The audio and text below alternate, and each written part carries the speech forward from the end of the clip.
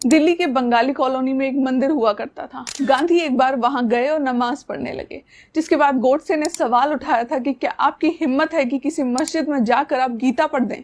नाथूराम गोडसे का जन्म पुणे के एक ब्राह्मण परिवार में हुआ था। वो बचपन से ही नेशनलिस्ट आइडियोलॉजी के समर्थक थे। यही वजह है कि उन्होंने अपनी स्कूलिंग को महत्व नहीं दिया और 10वीं की पढ़ाई छोड़ आरएसएस में शामिल हो गए। इसके बाद इन्होंने खुद का एक स्वतंत्र अखबार भी छापा, जिसका नाम रखा हिंदू राष्ट्र। बाद में गोडसे ने हिंदू राष्ट्र दल नाम से एक संस्था बनाई थी, जो आजादी के लिए लड़ना चाहती थी। शुरुआती दिनों में गोडसे गांधी के फैन थे। सिविल डिसोबीडियंस मूवमेंट के दौरान गोडसे ने बढ़ चढ़कर गांधी का समर्थन किया था, मगर वक्त बीता और उनके सोचने का नजरिया भी बदला। गोडसे अब मान चुके थे कि गांधी जिस अहिंसा का पाठ हम सभी को पढ़ा रहे हैं, वो असल में हमें कायर और कमजोर बना रहा है।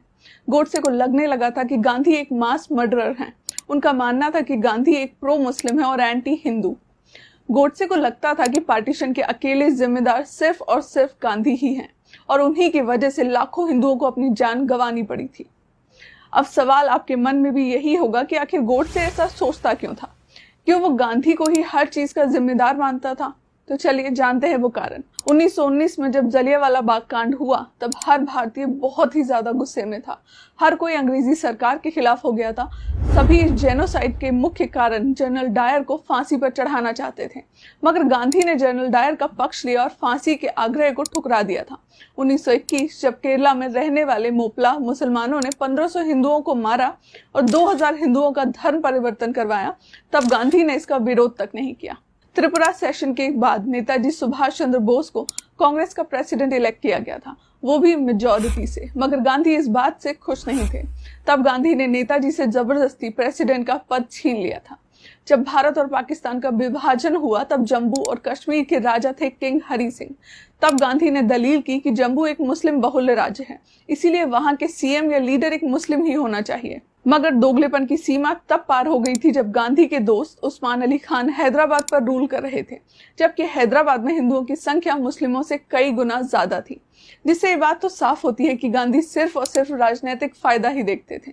साथ ही बहुत कम लोग ये बात जानते हैं कि पार्टीशन के वक्त हैदराबाद खुद को भारत का हिस्सा नहीं मानता था, मगर गांधी के मरने के बाद सरदार वल्लभ भाई पटेल जी ने आर्मी फोर्सेस का इस्तेमाल करके हैदराबाद को भारत का हिस्सा बनाया था। दिल्ली के बंगाली कॉलोनी में एक मंदिर हुआ करता था। गांधी एक बार वहां गए और नमाज पढ़ने लगे, जिसके बाद गोडसे ने सवाल उठाया था कि क्या आपकी हिम्मत है कि किसी मस्जिद में जाकर आप गीता पढ़ दें। इसके बाद जब भारत आजाद हुआ तो कांग्रेस कमेटी की एक मीटिंग हुई, जिसमें भारत का पहला प्रधानमंत्री चुना जाना था। कांग्रेस के 15 में से 12 मेंबर्स ने सरदार वल्लभ भाई पटेल को चुना था पहला प्रधानमंत्री बनने के लिए, जिसके बाद गांधी ने सरदार वल्लभ भाई पटेल को दिया धोखा और वोटिंग को किनारे करके जवाहरलाल नेहरू को पहला प्रधानमंत्री घोषित कर दिया।